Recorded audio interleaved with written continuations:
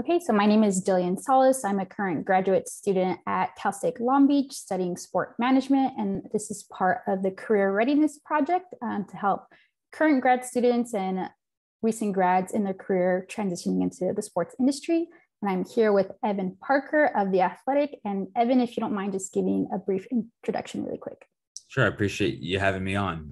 Evan Parker, I'm the Senior Vice President and General Manager of The Athletic. It's a subscription-based sports media company. Been at the company for about 2.5 years. The company itself is only 5, almost 6 years old. And before that, I did about 8 years at NASCAR, and then I was agency side before that. Mm-hmm. So can you describe what your career was like after you graduated college? Did you always knew you wanted to work in sports, or how did that path go? Yeah, I mean, I knew that I wanted to work in sports. I didn't really know what I wanted to do in sports. And when I went to school to be a journalist, and my thought was that when I graduated, I'd get a job covering sports for a TV station, radio station, a newspaper, and I would kind of follow that path. But when I was a senior in school, I went to the University of Maryland. I decided that the path of being a journalist was not for me, that I loved what I was doing, but it was a really hard career choice. You had to move around a lot, work your way from the bottom, and kind of struggle to get to where you wanted to be. And it just felt like I didn't love it that much that I was willing to kind of put in that, not that effort, but I just didn't want to take that kind of risk and work that sort of life. So I started looking around and trying to figure out what my skill set could do in the sports industry, if not the thing that I majored in. And luckily, being a journalist is communications at the end of the day. And so I was able to transition my senior year in school. I got an internship with the Washington football team in their PR department. I got to spend Sundays at an NFL stadium and working with the team and doing like very entry level PR work. But it gave me this insight into the fact that every single sports team, sports league, agency that touches sports, brand that touches sports has a variety of roles that they hire for that are sports based, and that the ecosystem for working in sports is a lot larger than I anticipated it would be. I think most people assume if I'm not going to be a general manager or a coach or a player, there's not a job for me in the industry. And it was like one day of working for the football team, and I realized that they had PR people, they had finance people, they had legal people, they had security people, and logistics and operations and all these different things. Well, every job that you can think of exists to some degree in the sports world. And that's what led me down the path that I'm on today. So when you transitioned out of an internship into a full-time job, was it through someone you knew, through your network, or how did that next step go? The biggest thing in the sports world, it's probably true in a lot of industries, but certainly in the sports industry, is your network. The easiest way to get a job is to know somebody. And, I get to hire a lot now. And if we post a job online, we get hundreds, if not thousands of resumes for every position. You can't read all of them. And even if you do read all of them, you're going to miss some really, really talented people who, for whatever reason, don't jump off the page. But if you know somebody, you can get yourself to the top of that pile. And so for the internship, I got lucky. I was covering something for school, from a journalism project, and I had to go to the Washington football team practice facility, and I got to meet the PR director as part of my assignment, and gave him my resume, and that's how I got the internship. And I was able to use the network that I built during my internship to get a job at a PR firm. And the job at the PR firm introduced me to a bunch of people who then were able to help kind of guide me down the path that got me the job at NASCAR. And the job that I have at The Athletic now is from a relationship that I made in the sports industry. I would imagine at this point in my career, I'll never blindly apply for a job again. Any job that I get, it's going to be because somebody's going to say, oh, I know somebody who I think would be really good for this. Let me call Evan. And that more often than not, the people that we hire, we've hired some, randoms, people that just applied online, but the majority of people that we end up hiring here at NASCAR, even at the agency, were people that had some way in. And I know it's easier said than done. Building a network is really difficult. Maintaining a network is even harder. And if you don't have that one connection, it's probably hard to figure out how to get your foot in the door and meet that first person. But focusing on meeting as many people as you can and maintaining a network and using that network to help you further your career and meet more people is such an important skill set. Right. So do you have any advice how to expand your network? I know people just reach out on LinkedIn or to go to any like career sport fairs or things like that. Was there anything like in particular that you did? all of that. So, I mean, you have to be fearless, but respectful, and you have to follow up. I think that's the thing that most people miss out on. That I meet people all the time that somehow through a connection or LinkedIn, they get in touch with me and they say, I would love to talk to you about career stuff. I'm like, okay, I'll talk. And spend half an hour, at the end of the call, wish them good luck, never hear from them again. So it was a waste of their time. It was certainly a waste of my time, but definitely a waste of their time too, because now if they ever need me for something, I'm like, oh, remember we had a 30-minute conversation 5 years ago, and now I want to ask you for a favor. It's a lot harder to do than saying, hey, Evan, I talked to you last month and I read an article that I think you'd like. Hey, Evan, I saw this thing that The Athletic was doing, and I had a question for you about it. Hey, Evan, I've been interviewing at this place. Do you have any advice? Hey, Evan, I saw a job that I really am interested in, and it seems like you might know somebody there. Can you help me? There are people in my network now who started off as calls that lasted 30 minutes, and I maintain that relationship. And now they're people that I can call at any time and use to help further my career, or just, ask a question, grab lunch and have a good talk. It's like, I think people always assume when you're at the bottom of the totem pole, you have nothing to offer. So you don't want to bother anybody. You don't want to waste their time. You don't want to ask for a favor. And I get that, because the same thing happened to me. There are plenty of people when I was young that I never followed up with, that I would wish today that I had maintained that relationship. But I think that if somebody's willing to talk to you and willing to give you the time, then it's on you to then figure out a way to stay present with them and not just ask them for things, but make yourself useful. And then anybody can be useful to me. Telling me that you read an article in The Athletic that you liked is useful to me. And I think not enough people realize that it's just so easy to reach out and kind of maintain a relationship. Right. I guess that's one of the things that my classmates and I talk about at the same time, is how do we keep in contact with people that we're meeting with? And you're totally right. We don't want to be stepping any boundaries. And I guess there's not really a time frame where we can or cannot, reach out. It's just kind of just winging it, I suppose. Would you say it like that? I think it's helpful to set sort of reminders and say, every 3 months, every 5 months, every 9 months, whatever the time frame you feel like makes sense for you, I'm going to reach back out to that person, and I'm going to come up with some reason to interact with them. And you'll know pretty quickly if the person responds or they don't respond. If they don't respond once, that doesn't mean you should never hit them up again. I would just be respectful again, and you wait a little while and you write them again. I had a couple people that I wrote 2 or 3 times. I sent them emails, and the first 2 times they didn't respond. The third time they did. I had other people who didn't respond any of the 3 times. Then I said, okay, I'm not going to respond. I'm not going to keep trying to cultivate this. The person's not interested, and that'll happen. But you'd be surprised at how easy it is to come up with something to say to somebody. I had a question. I saw this. I thought of you. You mentioned this, and it rang a bell. I met somebody who knows you. Like, hey, it's been 6 months.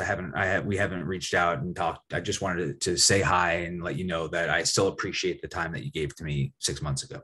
It doesn't need to be anything other than this reminder. There's a guy that I know, I would call him a kid because I met him when he was, graduating college, but it's now been 15 years of interacting with him. And he had reached out to me really early on when he was looking for a job. And every 3 or 4 months, he sends me a note, and it's always something relatively random, but like, this is somebody that I've now known for a long time. We've never worked together. I've never gotten him a job. It's not like I've been able to even be that helpful to him, but he values a relationship and he wants to stay top of mind. And at some point, if he ever reaches out and asks me for a favor, there's no way I would say no to this guy, because like, we have a relationship now, and that's what you have to try to build. Right. I guess another point on that is how could us students build more confidence in conducting these informational interviews or reaching out to one of our professors? Is that something that just comes along with the trade, especially with people who haven't had like a business background at all? One is you have to be yourself.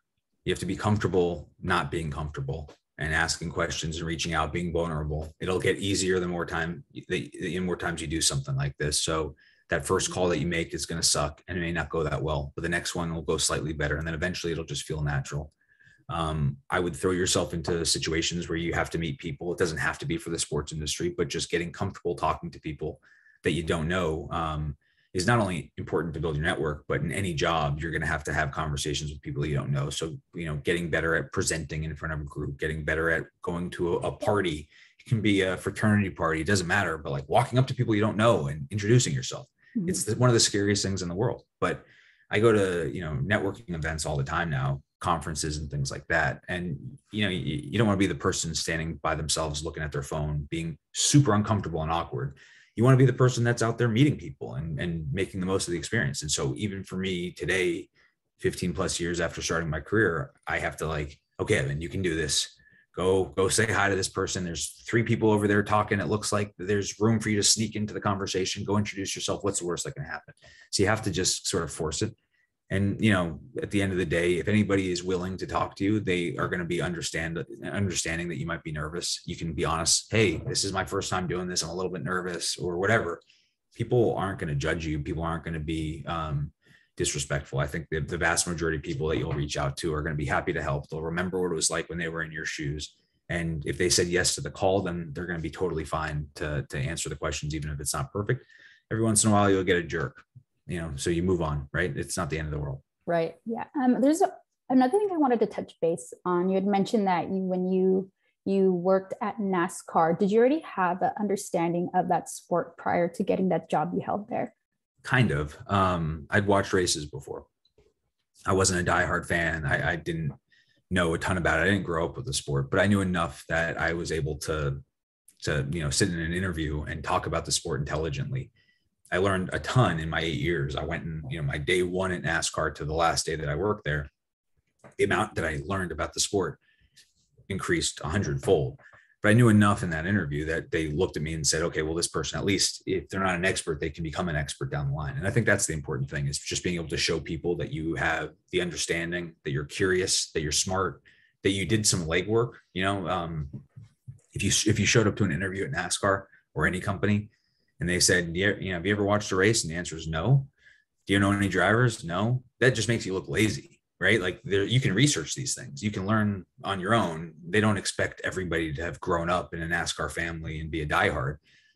Today at The Athletic, if I sit across from somebody in an interview and I ask if they're a subscriber and the answer is no, when we have free trials, like you can sign up and it doesn't cost you a penny. You could sign up the day of the interview and at least show that you've done it. When I ask what your favorite article is or your favorite writer and you don't have an answer for that, that shows me that 1, you're not that interested in my business. And 2, you're not that curious or hardworking because you didn't even have enough common sense to do the bare minimum to be able to survive a 30-minute conversation with somebody who works at that company. I wouldn't let being an expert get in the way, especially for an entry-level career or somebody transitioning into the sports world from a different category. Nobody's expecting you to come, you know, sit across from them and know the ins and outs of their business as well as they do. But they just want to know that you're somebody who's smart, you're curious, you're hardworking, you have common sense, and you're not going to waste their time. Right. And I guess kind of the fine line in between that is, how do you present yourself not being, I guess, obsessed with the organization at the same time if you are a fan? I'll never forget this. I was giving a tour to some college students at a NASCAR race. There's a motorsports marketing program at a nearby college, and the professor knew me and brought some students out that were interested in working in the sport. And I was, you know, they all had an interest in working. So I was excited to talk to students that wanted to one day join the company, join the league. And there was one student that pulled me aside and said that it was his dream job to work in NASCAR. And he rolled up his sleeve and he had the NASCAR logo tattooed on his forearm, and he had a driver's number and car tattooed on his other arm.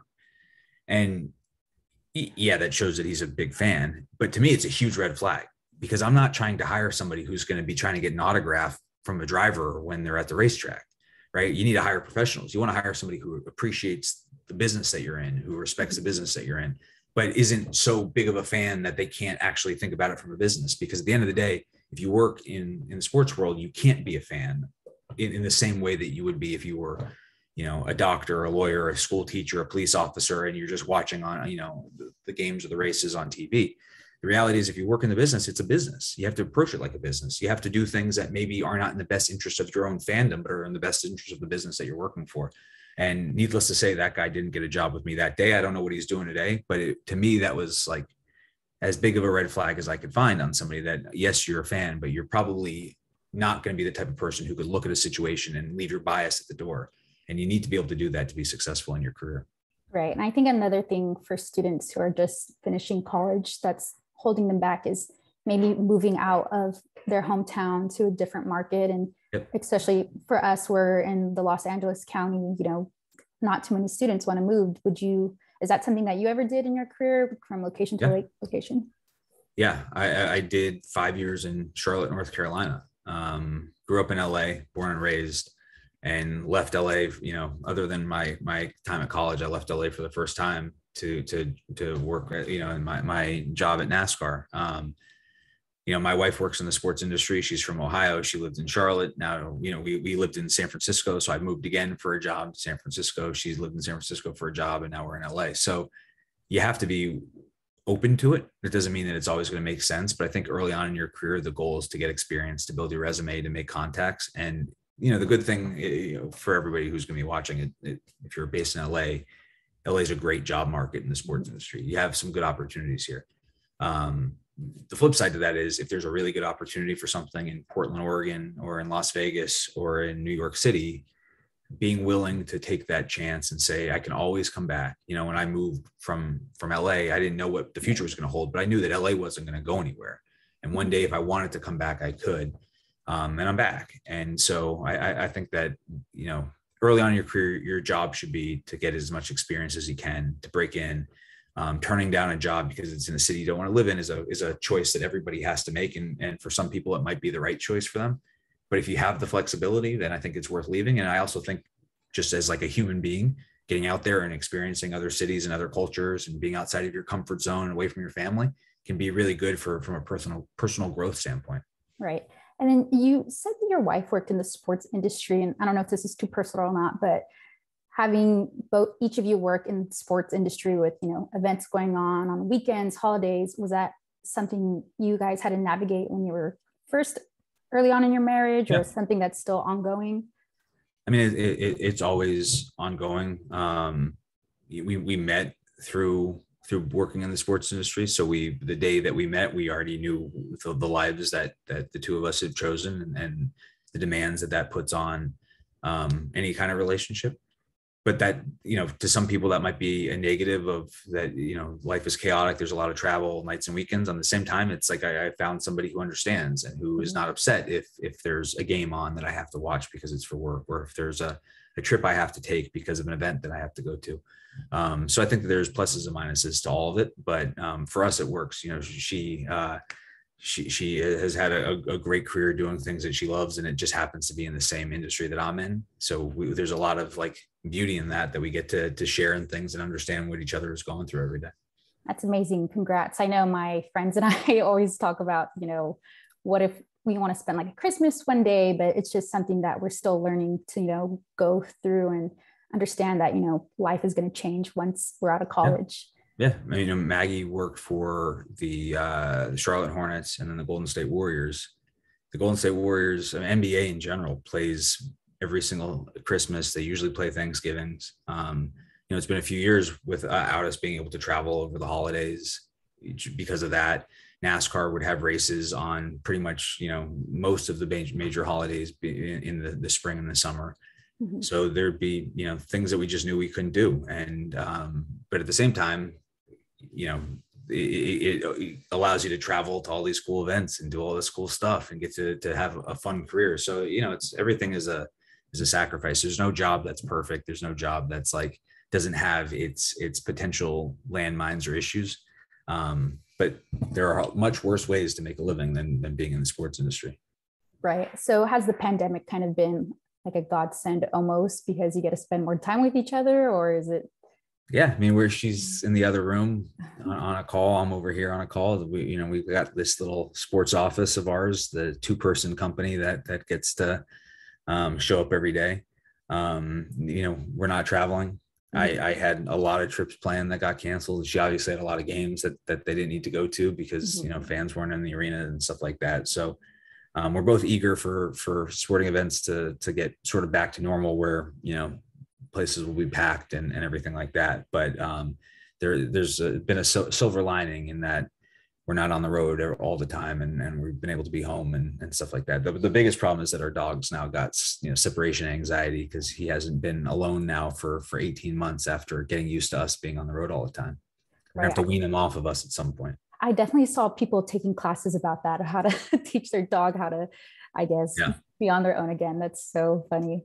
I have 3 dogs myself, so I can relate. Yeah. There's another thing I wanted to ask.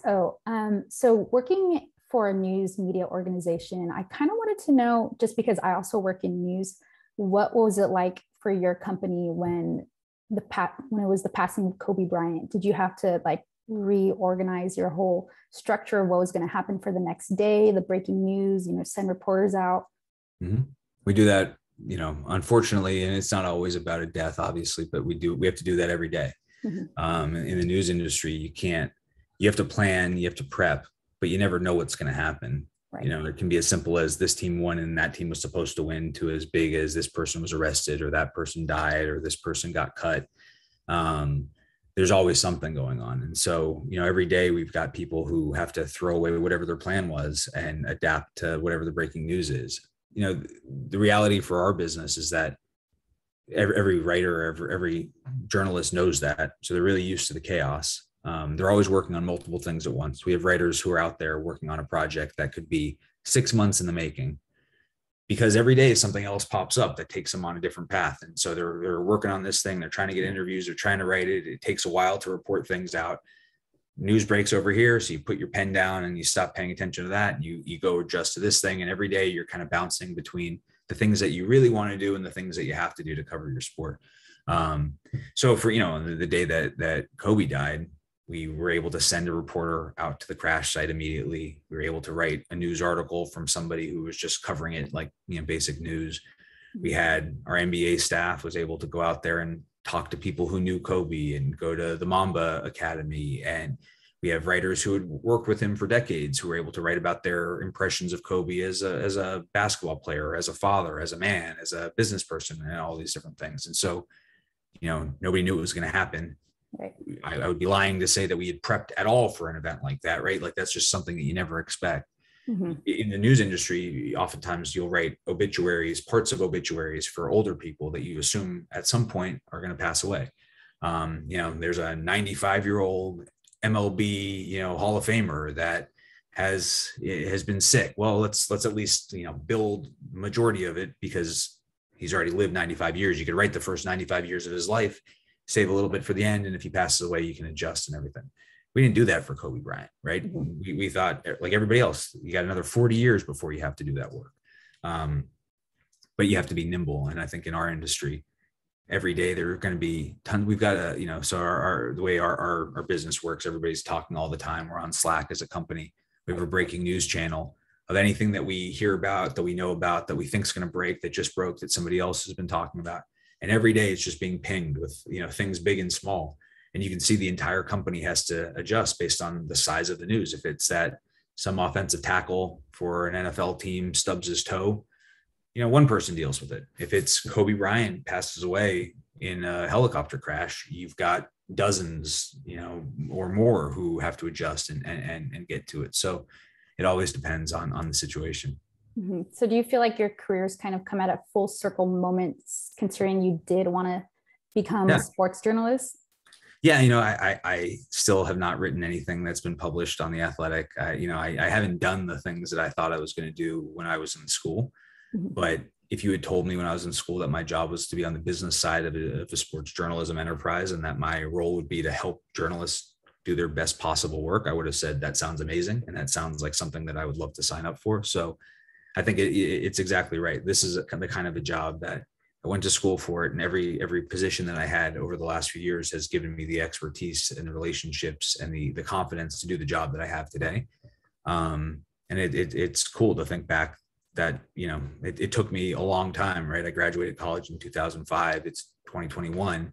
And now I'm working in journalism. I did a lot of stuff in between, but I still got back to the thing that I had originally sort of earmarked as the ideal role or the ideal company for me.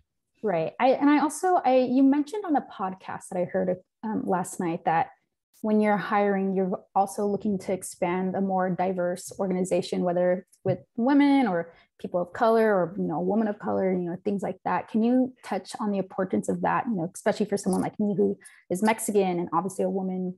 That's really important for me to hear. And how can you elaborate to, people who are going to watch this? Yeah, it's vital. I think you have to think about who your customers are, and they don't all look like me. And so you can't have everybody who's working in the company be one way, and expect that anybody who doesn't fit that mold is going to be interested in whatever that sport is, that team, that league, that product. It's just not possible. You want to surround yourself with people who think differently. And yeah, there are white men who think differently than me, but they have potentially similar backgrounds or similar, privileges or blind spots. And finding people of color, finding women, LGBTQ, just people who are not American, who are coming in and might have grown up in a different country. It all allows you to get different perspectives and build a company that's going to be more representative of the type of people that you're hoping will buy your product or interact with your brand. It also just makes it a much more interesting place to work and a much better place to work if not everybody has the same mindset, looks the same way, feels the same way.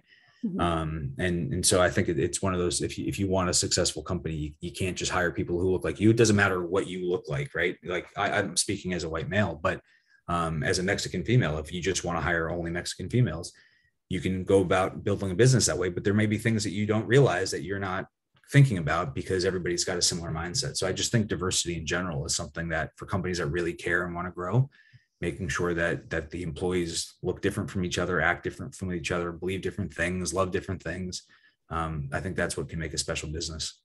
Great. Thank you so much. That was a really great answer. So inspiring. I don't want to take up too much of your time. It's almost been 30 minutes, but is there anything else that you want to add or that you want to mention at all? The biggest thing for everybody watching is just you have to find confidence or fake it. You just have to, it's not that easy on day one. And I understand because I was in the same situation, trying to meet people, trying to break in. It might feel hopeless. How am I, somebody who has zero numbers in my phone of anybody in the sports industry, going to be able to get into this? And it's a valid concern, but go to events, send blind emails, use LinkedIn, introduce yourself to people at things, volunteer, get internships, do anything that you can just to start meeting people, building your network, start building your confidence and your expertise. Keep in touch with people as much as you can. Because again, I'm telling you, I can't tell you how many people I've talked to over the years that had, and I'm not like the biggest name in the world, but have had time with me and then never did anything about it. And you wonder why did you take the time to talk to me in the first place if you weren't going to one day cultivate that relationship? And I think the more people are able to do that, willing to do that, and realize that rejection comes to all of us. It's not always going to be easy. This is an industry that a lot of people want to join, right? Like it's sports. Everybody's a sports fan. So everybody thinks this is a great thing, keeping in mind that it's going to be competitive, but not only is it going to be competitive, but it's not always going to be going to games and getting to sit in the bleachers with a beer and popcorn and get to watch. I've spent 15 years doing this and I can't think of that many times that I've been a fan. Most of the time I'm working and it's not always fun. So I think the more people can just remember this is a career, it's a business, it's a job. There are going to be good days and bad days, but the more that you hustle, the more that you meet people, treat people right, the better chance everybody has of being successful. Great. Thank you so much. And then I guess just one last thing, what's the best way to follow up? With me or in general, or what do you? I guess in general, yeah. I think get somebody's email, find out what they like or how they like to be contacted. It could be text, it could be email, it could be, in-person things. Know what the person's looking for, right? Everybody's a little bit different. And some people are like, hey, let's go get coffee. And some people are going to want you to email them and they're going to respond 7 days later with one line. So you just have to always cater to the person, not to yourself, but to what that person is going to want, and just be a little bit fearless, but always respectful. People are busy. But if they're willing to give you the time, then be respectful for it. And hopefully that can blossom into something that could be long lasting and helpful. So then how's the best way to follow up with you then? For me, what I like the most are people who have specific questions, who come and say, hey, I'd love to ask you about this. You say, I want to pick your brain, or I want to just, just chat. It's like, everybody's busy. So this is what I'm looking for. This is the question that I have. Make the most use of the time. So if I give you 30 minutes, then make sure that you're not wasting it. And so for me, it's, shooting an email or DMing me on Twitter or LinkedIn or whatever. But tell me what you're looking for, and be okay if I say, I can't actually get on the Zoom, but I'm happy to answer some questions for you in email, or, here's my number and text me. Cause sometimes like asking somebody for 30 minutes on a video conference is not always the easiest thing. So be flexible but make sure that you come prepared. You had a bunch of questions. Like, this is an easy conversation because I answer, you ask, yeah, answer, you ask. But somebody who comes and like, I just wanted to hear, like, tell me about yourself. And like it's the more open-ended it is, sometimes the harder it is for the person on the other end to respond. Right. All right. Well, that's all I have for you. Thank you so much for taking the time to speak with me. Of course. No, I appreciate you asking. Yeah, of course. I hope you have a great rest of your day. Likewise. Thank you. Thank you. Bye. Bye.